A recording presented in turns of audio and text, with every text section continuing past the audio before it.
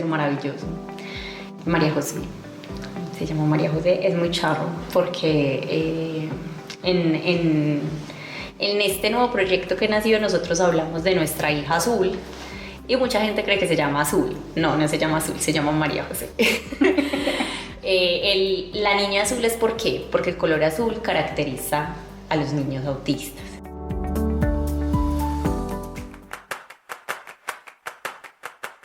El hilo azul. Un podcast que se teje.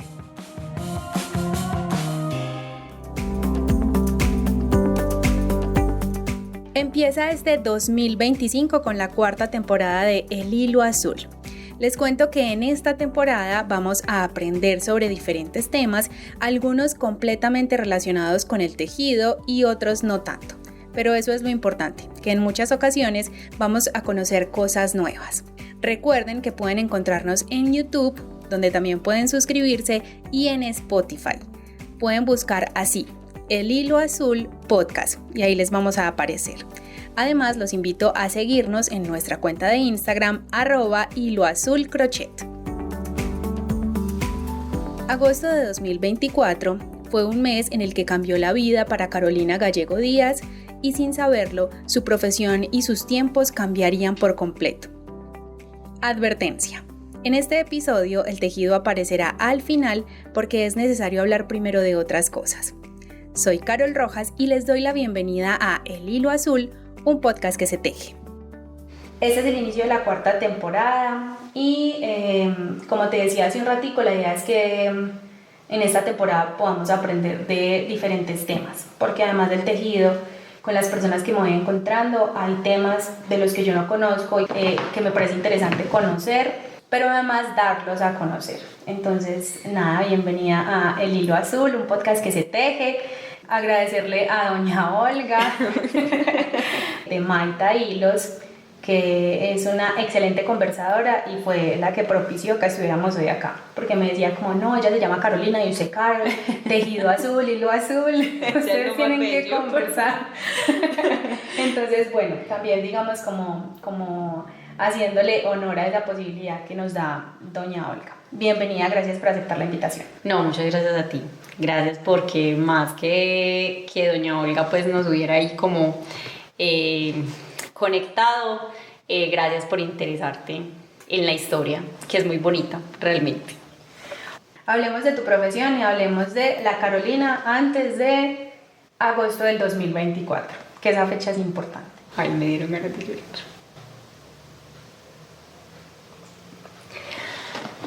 Pucha, es que fue un año muy difícil y uno se proyecta a un montón de cosas sin saber la vida que le tiene. Eso es como los planes de Dios no son los míos, así. Entonces, yo soy terapeuta manual y soy maestra de sanación y conexión con ángeles. Y puede sonar muy chistoso o muy paradójico que digan como una terapeuta se quiebra tanto. Sí, el médico también se enferma. El médico también se enferma. Ha sido un proceso de casi 10 años donde yo me he proyectado a lo que he querido con mi profesión. Y era ese momento antes de agosto que yo decía, Goliel, la estoy logrando, ¡jue madre, la estoy rompiendo, me está yendo súper bien! La logré. Y acto seguido la vida me mete ese frenón. Decir sí que logró. No logró nada. Venga, que es que no es así. O por lo menos lo que creías. O por lo menos lo que yo creía haber logrado. Empezar a tener, yo ya tenía un nicho de clientela grande.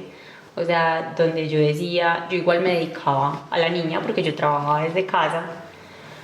Pero yo trabajaba todo el día. O sea, desde por la mañana hasta por la tarde yo organizaba mi agenda para poder dedicarle los espacios a la niña, pero yo tenía agenda todo el día, entre terapias, entre masajes, entre organizar cejas, entre poner unas pestañas, una terapia de ángeles, bueno, yo manejo 2 medicinas, medicina ayurveda, medicina china. Era una mezcla de todo, que que realmente si hay alguien que nos está escuchando que estudia sobre la medicina alternativa, sabe lo difícil que es posesionarse, sobre todo en Colombia, en medicina alternativa, porque a nosotros nos maleducan creyendo que la medicina alternativa se busca cuando ya nos estamos muriendo. Y resulta que no, deberíamos de buscarla antes de llegar al punto de decir ya no hay nada que hacer. Entonces posesionarse acá en Colombia es durísimo porque la cultura no está. Yo en mi profesión soy otra persona completamente diferente. O sea, no parezco yo realmente. Los que me conocen y me han visto de pronto en mi campo profesional creerán que soy una persona completamente diferente. Entonces, que la vida me haya frenado de esa manera, eso fue en seco, eso fue sin anestesia, eso fue, y empezar a decirle a la gente, mira, no te puedo atender. Ay, qué impresión. No te puedo atender porque no me da. No me da. Sí, porque además es como tratar de reparar afuera lo que está roto por dentro. No, terrible, es horrible. Entonces la gente era el chat lleno de, hola, ¿cómo estás? ¿Me puedes atender hoy? Y yo, no te puedo atender. Es que es muy difícil, durísimo. Entonces por eso ahorita me quebré, porque realmente es que esa Carolina quedó allá. Carolina quedó antes de agosto del 2024. Esa Carolina quedó allá. Ahorita estoy todavía en ese proceso de decir, bueno, espere. A ver, ¿qué hay para rescatar? Esperiera. Y yo lo digo, y hoy lo sigo diciendo, y en algún momento que ya estuve más estable lo dije. Pues si Dios me puso acá es por algo. Y yo buscaré la manera de mezclar mi profesión con mi nueva vida. Vamos a devolvernos un poco en el tiempo. Vamos unos 11 años atrás y hablemos de María José, su hija, y quien hace parte de este cambio de vida. Mi hija, no, es un ser maravilloso. María José, se llama María José, es muy charro porque en este nuevo proyecto que nació nosotros hablamos de nuestra hija Azul y mucha gente cree que se llama Azul. No se llama Azul, se llama María José. La niña azul es ¿por qué? Porque el color azul caracteriza a los niños autistas, ¿cierto? Bueno, María José va a cumplir 11 años, es una niña maravillosa, sumamente inteligente, con cosas que nos hacen cuestionar mucho a nosotros como papás y tal vez a muchas de las personas que la rodean, sobre todo a los amiguitos, ¿cierto? Pero no, es una niña espectacular. Cuando yo sea grande quiero ser como ella. Hablemos del momento en que ella llegó a tu vida. ¿Qué recuerdas de esa época de tu vida? Estaba muy niña, pues, niña y no niña, realmente. Ya estaba grandecita, ya trabajaba, no dependía de los papás, afortunadamente. Un embarazo muy tranquilo. Cosa que el parto no. María José dejó de crecer a los 7 meses. Hay una condición que se llama retraso del crecimiento intrauterino. En palabras coloquiales, no sé si me estoy equivocando, no soy médica, pero es como ellos llegan a un punto que dicen como, listo, ya no voy a comer más y hasta aquí deje de crecer. Cuando uno está por allá a los 8 meses y medio, a uno le hacen otra ecografía. De hecho, es una de las últimas ecografías que realizan. No sé si todavía funciona así, pero en ese momento era así. Es una de las últimas ecografías que realizan. Y cuando me realizaron esa ecografía, el que me hizo la ecografía me dijo, ya te dijeron que tu bebé está pequeña. Entonces, claro, yo salí ese día del consultorio con la vida hecha un 8, yo decía, esto es increíble, no sé qué. Cuando a mí no me han dicho nada. Cuando él empezó a revisar era que la ecografía pasada estaba buena, entonces a mí nadie me iba a decir nada, porque hasta esa ecografía de antes de los 7 meses ella se estaba alimentando y ella estaba creciendo. Resulta y pasa que justo, pues según lo que me explican, más o menos a los 7 meses ella dijo, ya, estoy lista y dejó de alimentarse, dejó de comer. Entonces, cuando yo ya tenía 8, yo estuve hospitalizada 20 días antes de tenerla, porque resulta que ya no era recomendable que naciera en ese momento, o sea, como decir, vamos a suspenderle el embarazo, todavía no sé, no tengo claro, vuelvo y repito, no soy médica, no sé qué es lo que pasa, que es tan riesgoso que nazcan a los 8 meses, ¿cierto? Que suelen decir que es más riesgoso que nazcan a los 8 que a los 7. Me dejaron llegar hasta la semana 37 y lo que me dijeron era que ella nacía y se moría. No. Porque normalmente los niños que nacen con esa condición, la gran mayoría se mueren. Entonces fue lo que dijeron en ese momento. A este momento no sé si todavía, si haya avanzado tanto que ya no suceda, pero sí sucedía. Entonces ahí empezó como ese martirio, porque yo decía, pucha, yo nunca me negué a la posibilidad de tenerla, o sea, yo nunca la rechacé, yo dije, ya está, y lo voy a asumir. María José nació, no la dejaron hospitalizada, una niña completamente sana, comía muchísimo. Contra todo pronóstico. Contra todo pronóstico. Y hacía muchas cosas que el especialista me preguntaba y yo decía, no hay un manual que te diga que si tu hijo hace así o hace asá, es una alerta para algo. Es que no existe el manual. Y yo vine a saber eso en agosto del 2024, de que muchas cosas que sucedieron cuando ella estaba bebé y cuando estaba niña eran síntomas de una condición. Y eso nadie lo sabe. De eso no se habla.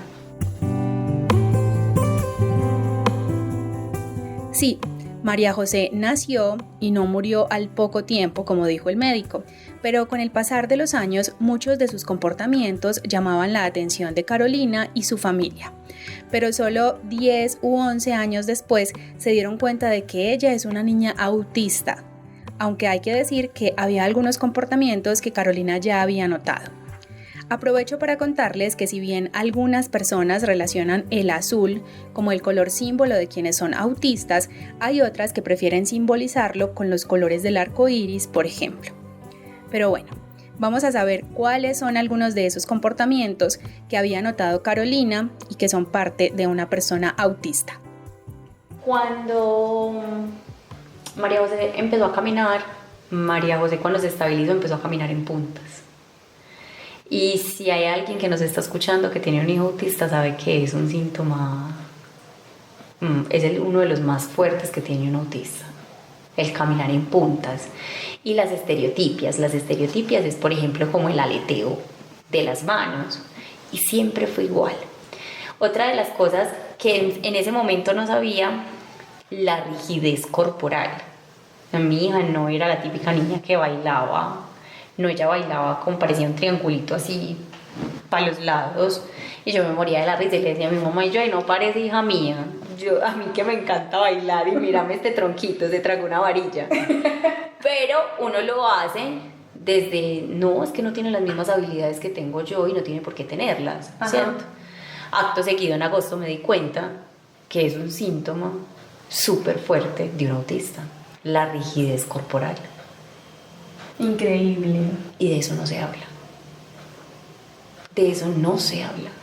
Entonces, bueno, tú notabas esos comportamientos en ella, pero nunca lo habías relacionado con el autismo.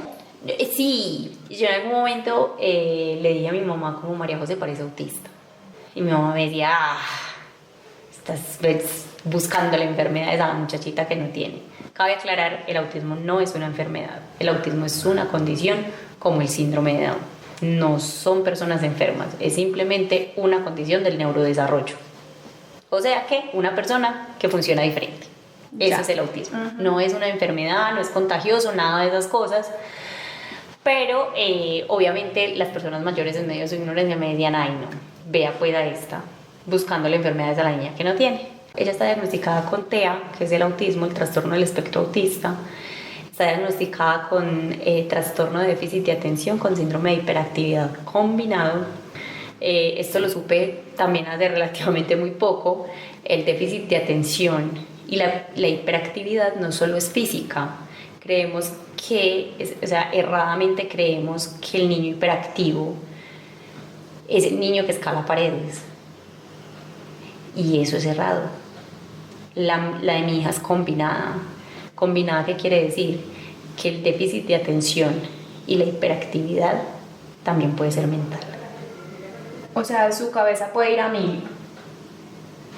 ¡Qué cansancio! Horrible. Horrible. horrible. Entonces ella, ¿qué hace? Cuando la cabeza no va a 1000, está en Marte. Ella vive rendida, vive cansadísima. Resulta que yo empecé en este proceso, yo la llevé, yo dije es que es muy distraída, es que no copia, se queda atrasada. A ver, como otra cosa que pasaba con ella, la memoria de esta niña es una cosa, o sea, ella no copiaba, pero ella sabía de qué hablaban en cada clase y ganaba los exámenes. María José es de las que ocupa los primeros puestos, o sea, y nosotros decimos, ¿cómo la logra? Te voy a poner un ejemplo. X día María José me dijo, mala lengua, porque se llama lengua, porque se mancha y porque se ensucia. Ay, no. Yo no quiero responder. Pues que, pero a mí eso me parece encantador. Sí, claro. Porque es el tipo de preguntas que uno no se hace a veces, incluso por falta de curiosidad o de sorpresa por lo que rodea. Pero ¿usted qué responde?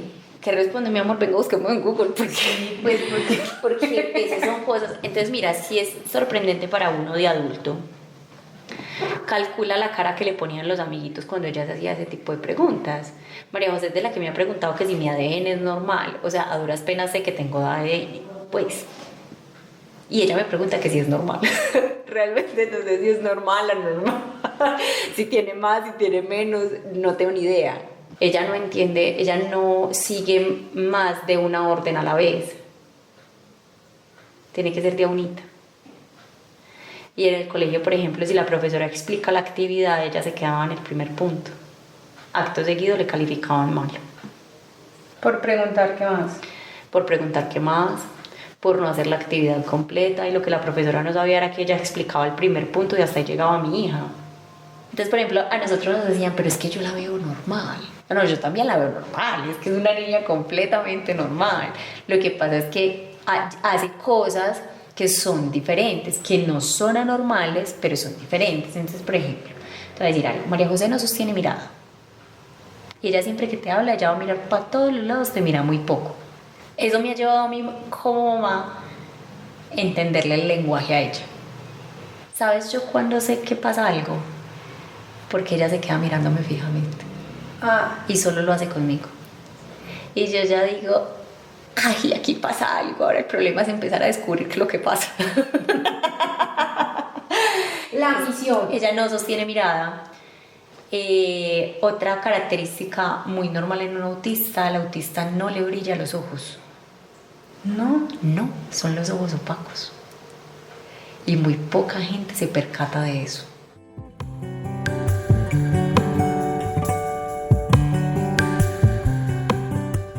Ya sabemos que Carolina había notado algunos comportamientos distintos en su hija y decidió acudir al sistema de salud para que pudiera ser revisada y diagnosticada. Pero allí, como suele suceder, todo fue muy lento y solo cuando hubo una situación extrema y una valoración de forma particular, llegó el diagnóstico. A inicios del 2024, María José empezó a estudiar en un nuevo colegio y su estado de ánimo cambió por completo. Y yo empecé a notar que mi hija no era igual de feliz. Y fue un proceso durísimo porque yo no sabía qué pasaba. Entonces yo ya la recogía y ella ya no sonreía. Y cuando se le preguntaba, digamos, como por eso... Nada. No. ¿Qué te pasa? Nada. Yo llegué a pensar que la estaban abusando. Físicamente. Sí, es que además no hay... Físicamente y sexualmente, porque sí la estaban abusando, pero la estaban abusando de otra manera, ¿cierto? Psicológicamente los profesores la estaban abusando. Los profesores, que yo decía, esto es muy triste, porque que sea un niño que me la está abusando psicológicamente, yo creo que yo como mamá lo puedo tratar un poquitico más fácil. Mira, mi amor, no todos los niños tienen la misma vida, tratan de no ponerle atención, no sé qué, o si llega a tal punto, pues defiéndete, no sé qué, pero ¿qué haces tú cuando es el profesor el que abusa? ¿Y cómo supiste eso? En medio de una desesperación, yo la cogí de las manitos y le decía, no te cansas, decime qué te pasa, decime. Yo la cogía así de las manos y como que la sacudía. Yo le decía, dime qué te pasa, es que no doy más. Entonces ya ese día me calmé, todo el asunto, me senté, la paré enfrente mío y le dije, vamos a hacer una cosa, yo sé que algo está pasando, y yo necesito que me cuentes qué te está pasando, porque si no yo no te puedo ayudar. Y ella me miraba con una cara de tristeza y yo le decía, vamos a hacer una cosa, mira, me vas a decir qué estás pensando y qué estás sintiendo. Nada de lo que pienses o sientas está mal, todo está perfectamente bien. Si yo lo entiendo, pueden pasar dos cosas. Si yo lo entiendo, te puedo ayudar, pero si no lo entiendo, vamos a buscar las palabras idóneas para que yo pueda entender qué es lo que te está pasando. Y ese día soltó la sopa. Las profesoras la gritaban.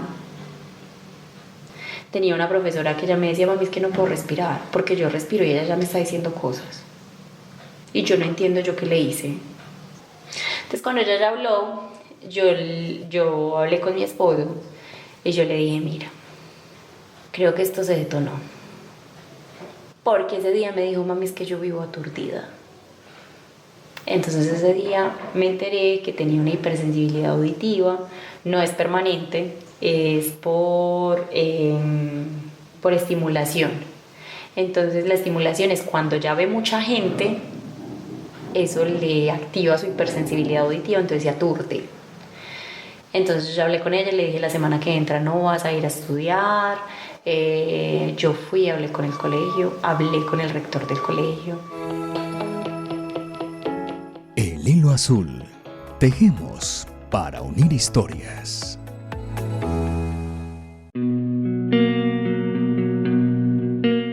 Cuando Carolina fue al colegio para hablar sobre lo que pasaba y anunciar que retiraría a María José, el coordinador le sugirió que adelantara pruebas de forma particular para poder llegar a un diagnóstico de manera más rápida. Son unos test y las preguntas son de su cotidianidad. Llora mucho, no tanto, mucho, cómo se comporta. Entonces, por ejemplo, en uno de los test, el neuropsicólogo le dijo, María José, ¿y tiene muchos amigos? Y ella, sí, tengo muchos amigos. Y le decía, pero amigos, de esos amigos que uno les cuenta todo, o simplemente amiguitos con los que juegas. Y ella, no, amigos, ¿y cuántos tienes? Y ella, 1. Y yo ese día yo escuchando eso, a mí se me desmoronaba la vida. Y yo decía, esto no puede ser. Y él le decía que por qué, es que yo siento que yo le caigo mal a mis amigos. Y yo dije, esto no puede ser.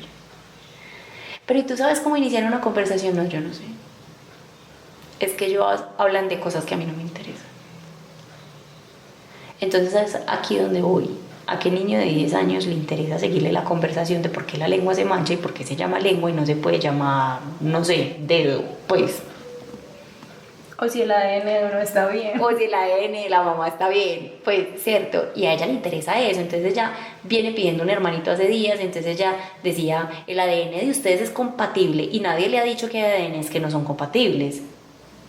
Es que es muy importante que sepamos si yo puedo tener un hermano sano. O sea, de ese tipo de cosas que ni uno de adulto se preocupa. Entonces créeme que ningún niño de 9, 10 años le va a seguir la cuerda. Entonces ella dice, no, yo me quedo esperando hasta que ellos hablen y yo intento seguir la conversación. A los hijos, cuando nos entregan un diagnóstico, hay que hacerles luto. Y puede sonar muy raro, pero realmente más que al hijo es enterrar todas las expectativas que tú como papá tenías con ese hijo. Entonces se puede decir que yo volví a parir a María José el 24 de agosto del 2024.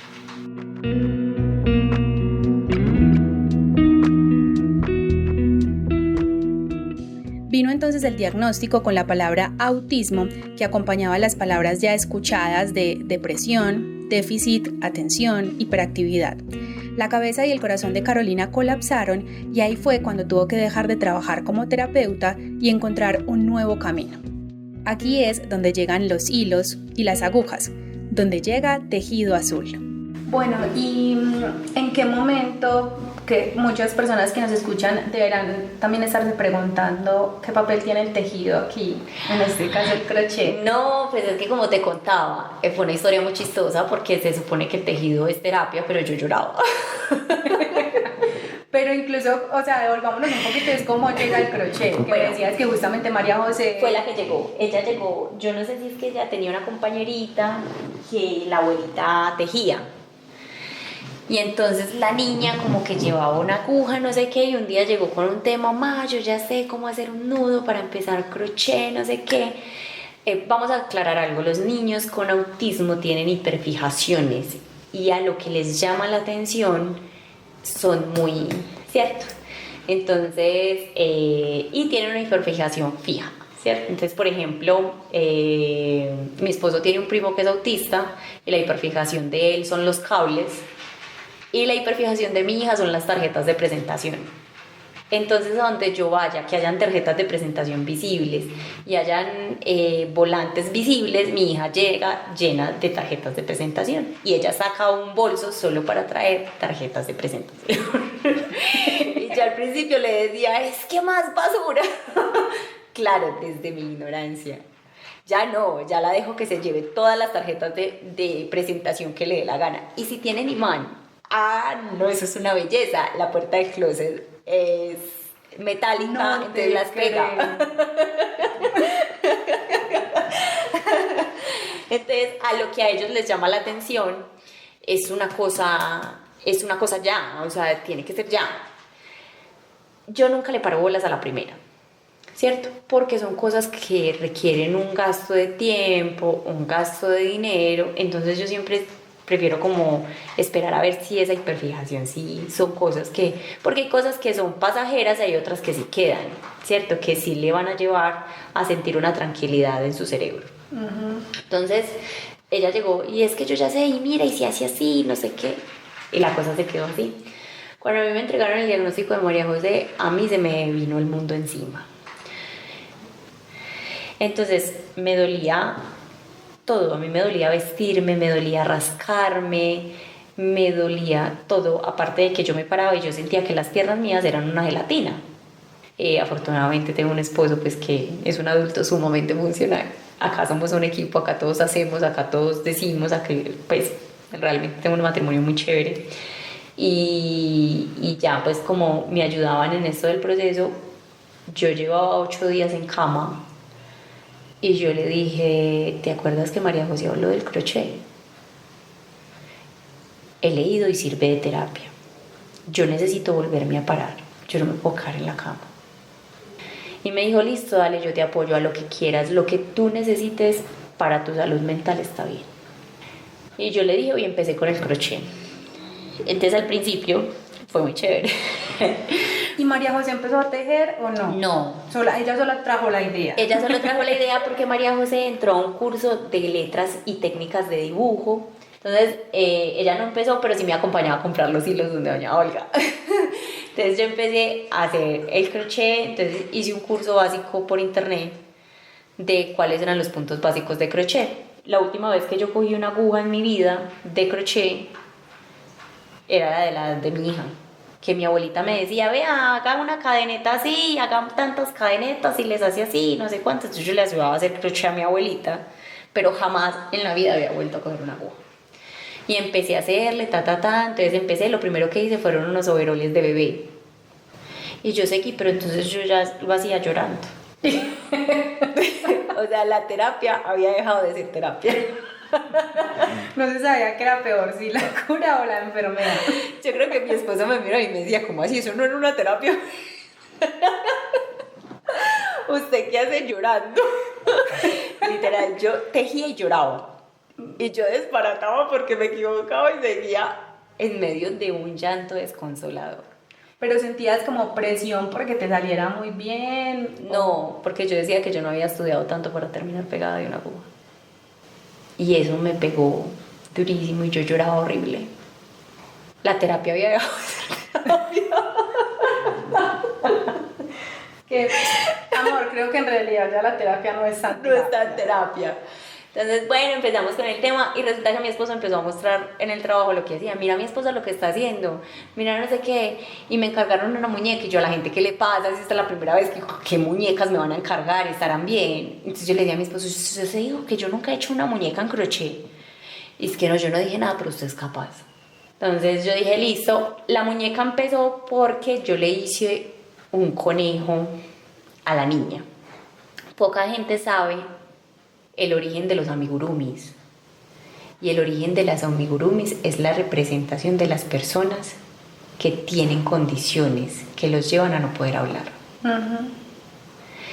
Y yo le hice un conejo sin boca mía, que a ver qué pasaba. Y entonces yo terminé ese muñeco y le dije a mi esposo, y no hago más, porque qué terror hacer eso. La paciencia, o sea, hacerlo no tanto, usted lo hace, ármelo. Ay, sí, Que las patas queden igual, que... Y yo decía, no, yo hago no. Entonces, es que mira que si puedes hacer esta muñequita. Entonces yo decía, bueno, y yo le decía, pero la gente estará bien, es que la gente lo ponía a uno en unas pruebas que ¿esto qué? Entonces cuando ya empezamos con eso, yo hablé con mi esposo y le dije, listo, mira, yo no sé por qué estoy aquí. Y lo voy a aceptar. Porque realmente me mamé de nadar contra la corriente. Y no voy a nadar más. Entonces, que esto sea con propósito. Y no solo me voy a lucrar económicamente porque haga un llavero, porque haga un muñeco, porque haga un mameluco, porque haga una manta de apego, no. Vamos a hablar de autismo en niñas. De lo que hemos investigado, no soy experta en el tema. Ahorita te decía, vamos a aprender juntas, porque realmente es a eso. A nosotros como familia hemos aprendido lo que nos ha funcionado. Sí. Porque es a lo que nos funcione. Vamos a empezar, que se llama trastorno del espectro autista, y se llama espectro porque no hay dos autistas iguales y no todos los días del autista es el mismo. O sea, el autista todos los días tiene un mundo diferente. Hay que hablar que el autismo solo, el que es autista solo con niveles de apoyo, que eso es otra cosa. Uno se encuentra mucha gente que dice, ¿y el autismo es qué? Tipo 1, pero casi no tiene autismo. No, el autismo es autismo. Sí, no es por niveles. No es porque tenga mucho autismo o porque tenga poquito autismo. Es más, no es que tenga, es.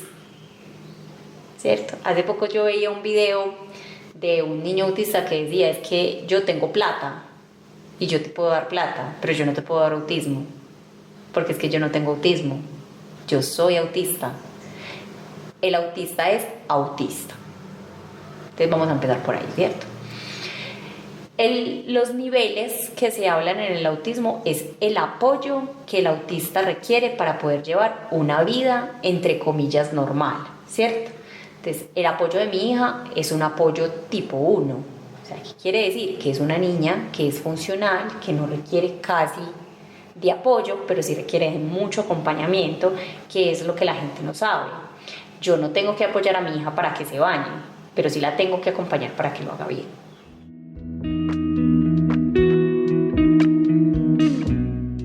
La curiosidad de María José llevó el crochet a la vida de Carolina. Todo empezó como una terapia que podría considerarse de choque y ahora es un emprendimiento con propósito. Tejer para hablar de autismo, para ponerle color azul. Un día me dijeron que si era capaz de hacer un separador y empecé, entonces cuando ya empecé como con la página, yo le dije a mi esposo, yo quiero algo con propósito. Yo quiero que hablemos de autismo. Es muy poca la información que sé. No somos expertos porque si lo han escuchado y han llegado hasta acá, es a lo que funcione. A lo que funcione. ¿Y por qué el color azul? Porque él representa al autista. Es el color de la representación del autismo.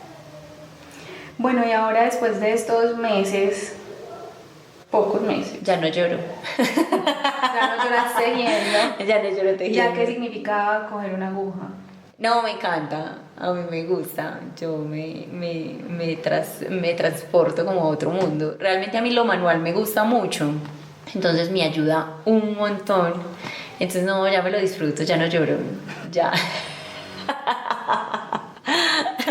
Ya no lloro, no, nos hemos extendido, he mandado cosas a Estados Unidos. Hace poquito entregué unos guantes que van para Letonia, o sea, no, hemos avanzado.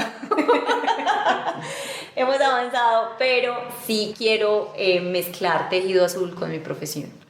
Yo pienso que desde mi profesión puedo ayudarle mucho a las mamás. Es muy difícil, ser cuidador es muy difícil. Bueno, esta conversación da para un montón de cosas, Sí, pero da para mucho. Pero gracias por enseñarnos tantas cosas que además teniendo en cuenta que es un constante aprendizaje para ti todavía y A que todos. lo será. Sí. Pero gracias por contar la historia de Tejido Azul, Ay, pero muchas además gracias. de María José, la tuya, en fin, por aceptar la invitación de estar en el Hilo Azul. No, muchas gracias por el espacio. Realmente hacen falta más espacios así para poder hablar del tema y que se vuelva un poquito más común. Y qué bacano que de pronto esto lleve a las personas a decir, ve, ¿qué es el autismo? ¿Y cómo puedo ser yo más empático con este tipo de personas? Entonces, qué bacano que estos espacios se abran para, más allá de contar una historia, dar a conocer algo de lo que no se habla. Este tema podría abarcar muchos capítulos más porque hay mucho por hablar alrededor del autismo, los trastornos del sueño, las luchas constantes con la alimentación, las indicaciones o las rutinas. Pero ahora lo importante es que sepamos que el autismo existe, que las personas autistas son tan extraordinarias como tantas otras y que el mundo necesita más conversaciones como estas. Gracias por llegar hasta aquí. Les recomiendo seguir a Tejido Azul en Instagram como @tejidoazul228 y sigan también a @hiloazulcrochet para conocer sobre los episodios que vienen y lo que voy tejiendo por estos días. Soy Carol Rojas y nos seguiremos escuchando.